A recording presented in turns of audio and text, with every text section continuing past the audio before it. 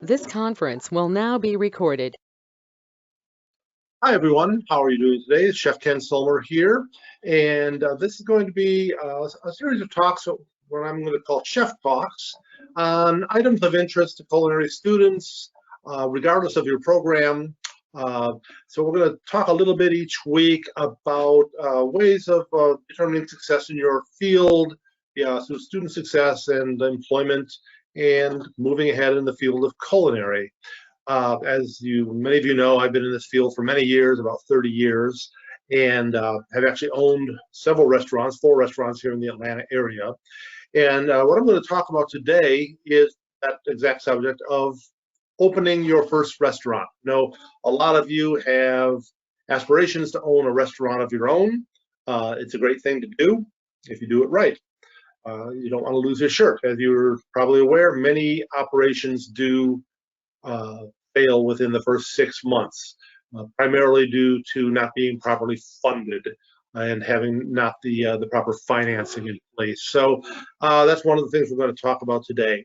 So with that in mind, I'm going to just go on and give you a few best practices, things to be aware of should you be looking at opening your own operation one day.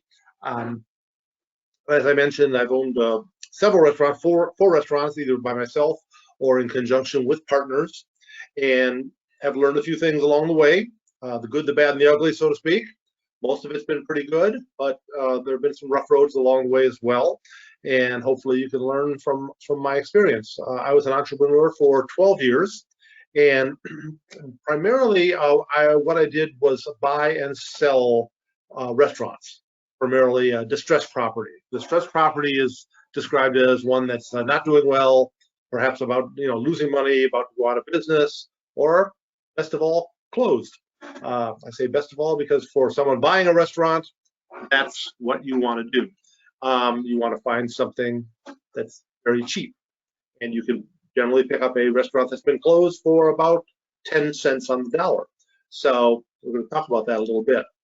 One of the first pieces of advice I would give you if you want to open your own restaurant is make your mistakes on someone else's dime. By that, I mean get out in the industry when you graduate, work in the industry, work under a chef who is successful, have a mentor, learn the business before you invest in it. In a sense, make your mistakes before your money is involved. Do it for a year, 2 years, 5 years, whatever it takes to learn the business before you get out on your own. Okay, very important to do that. Once you decide your concept, you have a concept in mind, you'd like to strike out on your own, very important to have a business plan. Okay, we talk a lot about business plans especially in the bachelor level classes and in the portfolio class. Business plan is all important. Without a plan, you're just floundering and not sure of your direction. You need to have, a 1-year plan, a 2-year, and hopefully a 5-year plan of where you'd like to be down the road. So, as you probably know, the business plan often involves planning your finances, planning your location, planning your menu. This is something like we do in portfolio. This is a document that you could, in theory, take to a bank and get a bank loan because you've thought it out. You have a business plan. Okay. Ideally, you would like to think of a concept that can be duplicated down the road. Don't think in terms of simply working it yourself, but think of something that could be franchised possibly, or that could be multiple locations. The idea down the road is not to sell the food, but to sell the franchise. And that's where you'll really make your money, is by franchising your concept and duplicating your concept into more than just one location. So when you do it, think of not just something you could do, but something that someone else could do, that you could operate in a training capacity to sell your idea to potential entrepreneurs. Very important, as I mentioned earlier, to have adequate financing. Again, there will be unexpected expenses that you had not planned on. Oftentimes things cost a lot more than you think they will. Your monthly expenses will be more than you plan. you should have at least 6 months of cash in reserve. Understand that you probably will not be profitable in your first few months of operation, possibly the first 6 months, even longer. Be prepared for that financially and emotionally. Sometimes it's hard to operate at a loss. You have to expect that. Very few operations, unless they're high profile, well-known brand names, are successful from day one. That's one of the reasons franchises are so popular.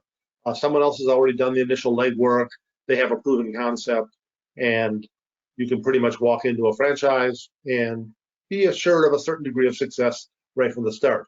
That's not the case with your own operation. Okay, so be prepared that it might not be profitable right away. Okay. Also, part of that marketing plan, part of your business plan is to have a marketing plan. Know your customer. Know who you plan to be selling to. Know the demographics of your area. Everyone talks about location being so important in the restaurant industry. Yes, it is. Location is extremely important.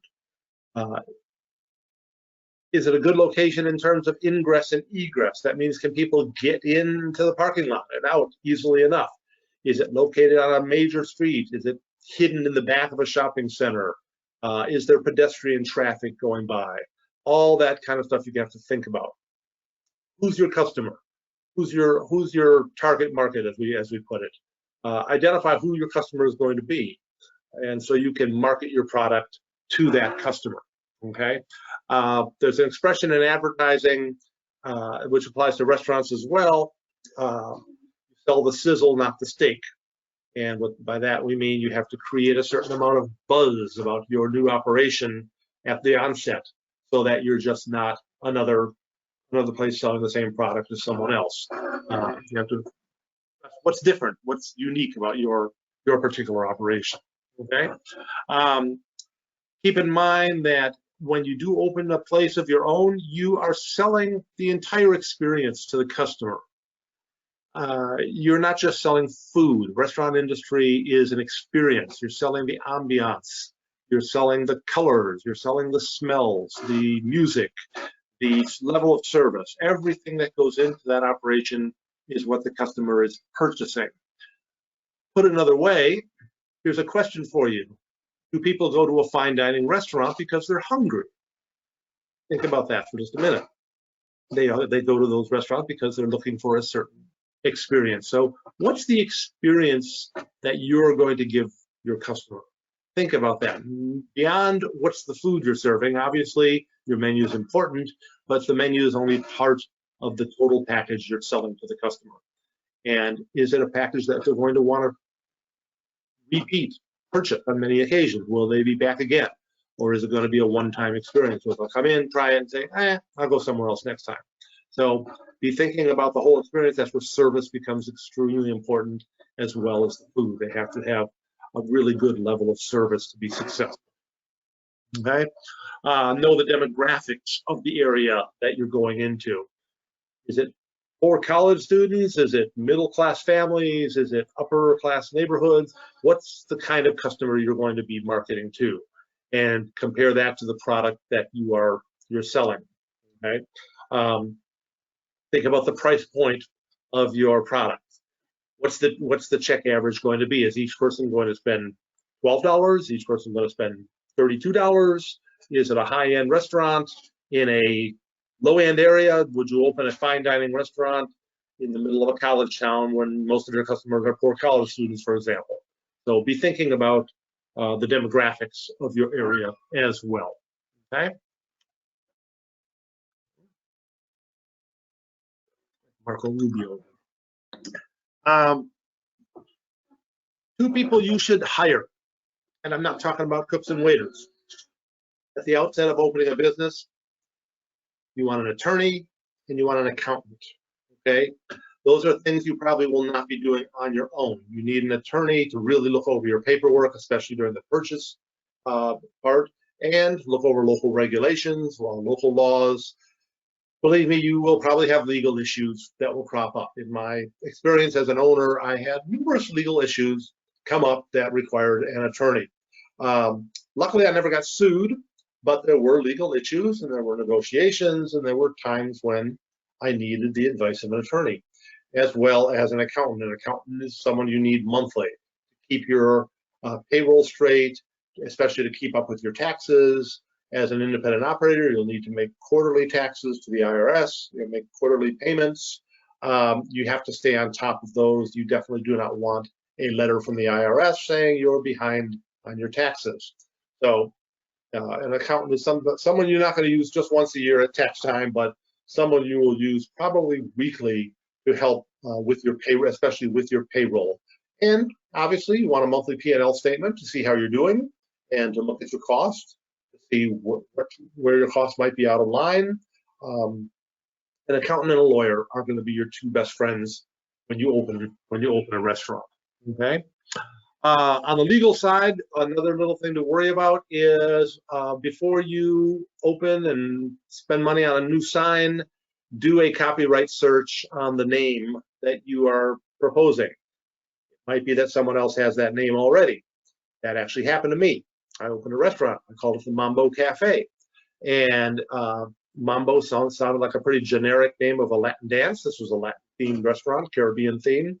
It turned out there was already a Mambo restaurant downtown Atlanta, and the owner of that restaurant didn't like me with a similar name. We got a letter from his attorney, we called our attorney, and the whole thing got a little ugly before it was finished.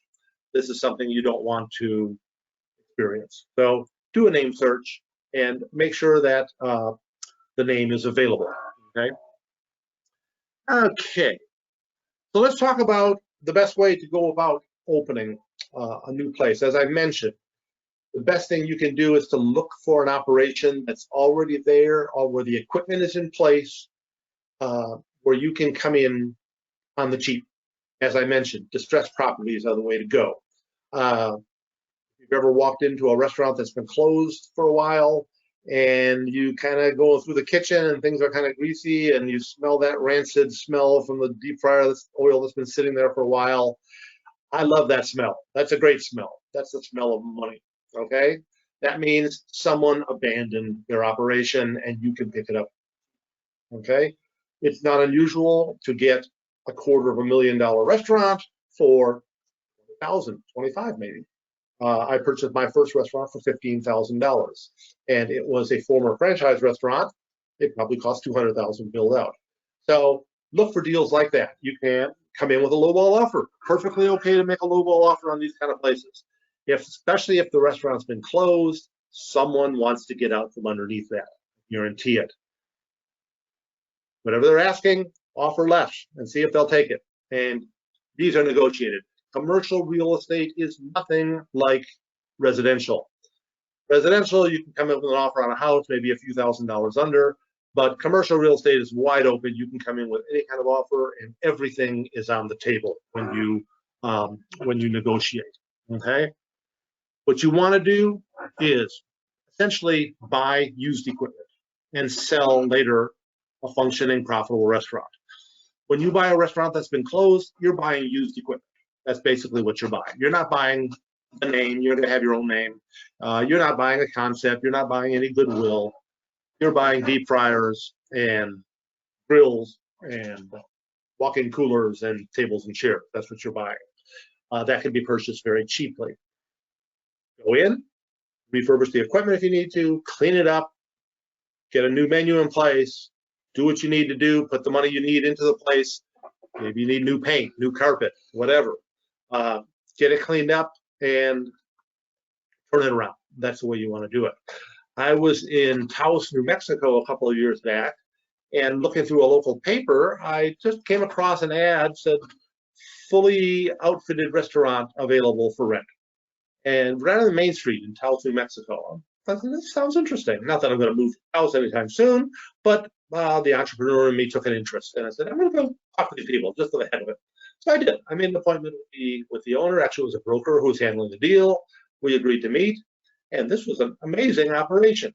About 3,000 square foot restaurant, seated about 80 people, had a full-size bar, all of the equipment in place. If you can imagine, those of you in Atlanta know what our Creation restaurant looks like, what the kitchen is. if you can imagine all the equipment that's in Creations Restaurant in the back. And I said, well, how much are you asking? And the landlord said, well, $2,000 a month, and everything's included. So I said, that sounds like a deal. Someone out there is going to get a great deal. They're going to walk in. They don't even have to pay for the equipment. It's all included in the lease. For $2,000 a month, they're going to walk in and, you know, maybe put another 5 into it or 10 and get it up and running. But for someone for probably less than 20 grand is going to walk into that restaurant and have a fully functioning restaurant on the main street of Taos, New Mexico. So deals like that are out there. You just have to look for them. Talk to business brokers. There are brokers that specialize in restaurant sales. Okay? These are specialized business brokers. All of my restaurants were bought and sold through brokers. You very rarely do you do this on your own. It's not like a home for sale by owner. It doesn't work that way. Typically, you will work with a broker. And typically, the seller will pay the broker's fee. So as a buyer, there's everything to be gained and nothing to be lost by working with brokers. Okay. When you do finally find a place, you're going to walk in, you're going to talk to the landlord, and you're going to negotiate the terms of your lease. Most commercial leases, unless you're paying outright cash for the place and buying it, most commercial locations are leased. Typically, the way it works is that the property itself, the physical building, is owned by a landlord, much in the way you rent an apartment. However, everything inside that is owned by you, much in the way if you rent an apartment, your couch and refrigerator, your bed are your property, but the building is owned by the landlord. It works the same way with commercial real estate. Essentially, you own everything inside the building and what we call fixtures and equipment, okay? Which are things, fixtures are things that are affixed to the building, to the property. Equipment are things that can be rolled around. So a walk-in cooler is considered a fixture. A laptop grill that's on rollers is considered equipment. However, you own that. And so what you're going to do when you go to negotiate a lease with the landlord, you are going to probably negotiate a 5-year lease. Most commercial leases run around 5 years, 7 years. I've seen 10, but 5 years is the typical commercial lease. Commercial leases are divided into 2 areas, what we call base rent, which is a price per square foot, and then what we call CAM, common area maintenance, CAM, and that's a dollar amount that goes into the monthly payment to cover common area expenses like trash removal, parking lot cleaning, seasonal decorations, lawn mowing, upkeep of the usually the shopping center, that sort of thing. Usually CAM is not negotiable, however, base rent is. So when they come in and say, we want $50 a square foot, or whatever the rate is, per square foot on your restaurant, what you say is, well, I'll give you 35 for the first 2 years, 40 for the 3rd year, 45 after that, and then we'll go to 50 on the last end of the lease, something like that. So you can negotiate a different base rent for each year you are there, okay? And typically you will, you'll do that. You'll negotiate your base rent. Another thing you're going to do when you walk in and talk to that landlord, you're going to ask for concessions, okay? You are going to ask the landlord for a couple things, okay? You're going to ask them for concessions on a build-out allowance, okay? A build-out allowance is where the landlord will pay for certain things like a grease trap, perhaps, or electrical or plumbing issues, or usually things that stay with the building even after you leave, okay?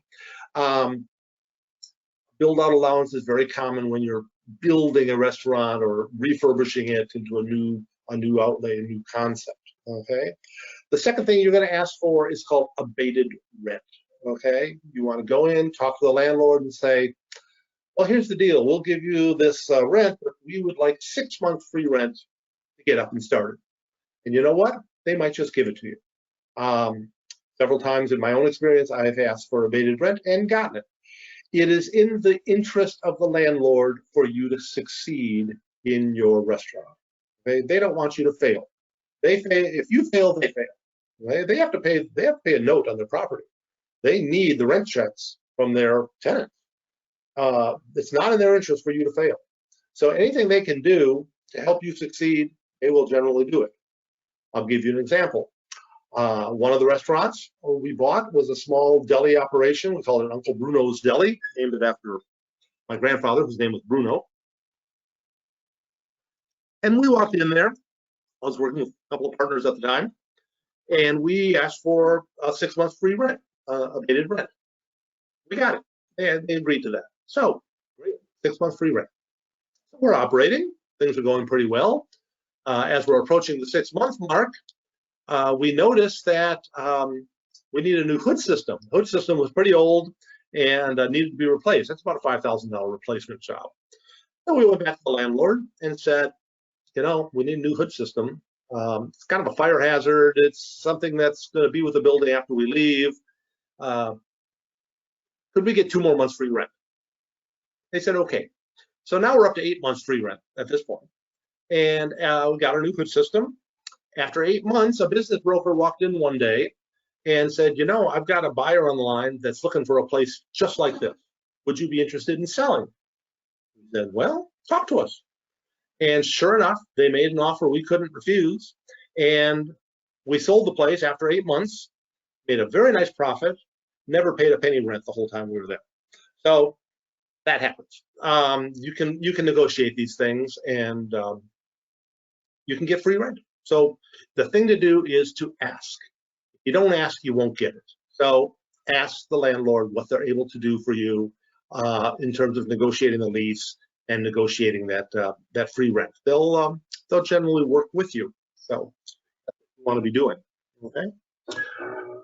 You may be working with partners as you go.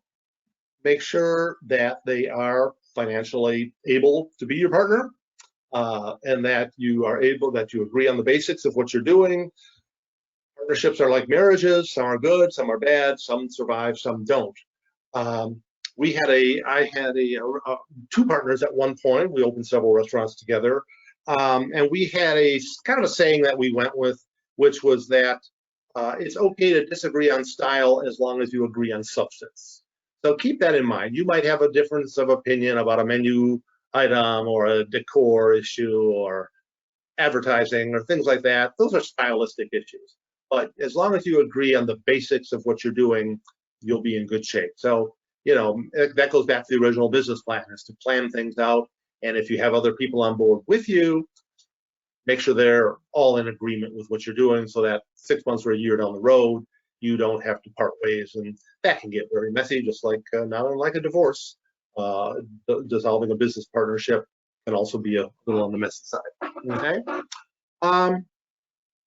So keep in mind, it's a great idea. It's a great thing to own your own restaurant and to be independent. One little saying we say is that you don't own the restaurant owns you. And that's true to a certain extent. It's a wonderful thing not to have a boss, but when you go into business for yourself, the general public becomes your boss. You're suddenly having to please lots of people instead of just one person. And that can sometimes be difficult. So, and you won't please everyone. There's always going to be someone that's unhappy with something you do. So owning your own business is a great experience. It can be challenging. It can be rewarding. You're going to have to deal with customers, with employees, with vendors. It's all up to you as far as how you manage your affairs. In a typical restaurant operation, you're only concerned with one little segment. As an owner, you're concerned with everything from start to finish. You're generally there when it opens and you're there when it leaves. Your working hours are other people's social hours. It's not always the fun part that you think it will be. It's a lot of nights and weekends. Be prepared for that. If you're okay with that and realize you have to put in some long hours and hard work to get ahead, then great. It's a great idea, and it can be very rewarding. There's nothing more rewarding than looking out on a Saturday night and seeing a full house of people. You know, right now I know restaurants are hurting, and especially the dining rooms are not doing so well. But hopefully that's going to pass, and dining rooms will fill up again in the future, and restaurants will do well. People are always going to eat. Restaurants will always be here. One form or another, you can make a go of it. You may have to focus more on delivery. You may have to focus on carryout. Maybe a different model going forward, but restaurants will stay. Okay, so don't hesitate to draw on your contacts and mentors in the field. You will have questions, you'll have problems, you'll have issues that you've never dealt with before. Think of the professionals you've met along the way. Think of the chef instructors that you know. Don't hesitate to draw on their experience. They've been down this road before in a lot of cases. I've mentored a lot of students that thought about opening a restaurant. Don't hesitate to reach out to professionals and faculty and chef instructors you have. They'll be very happy to help you in any way they can. So you're not alone as you head out on this. Draw on the professionals that you know. Okay. So with that, I'm going to say good luck in your adventure. Yeah, should you decide to open a restaurant, and it's a great experience, and I wish you all the best. So this is Chef Ken Selmer. This is Chef Talks about opening a restaurant, and we will see you next week. Bye-bye.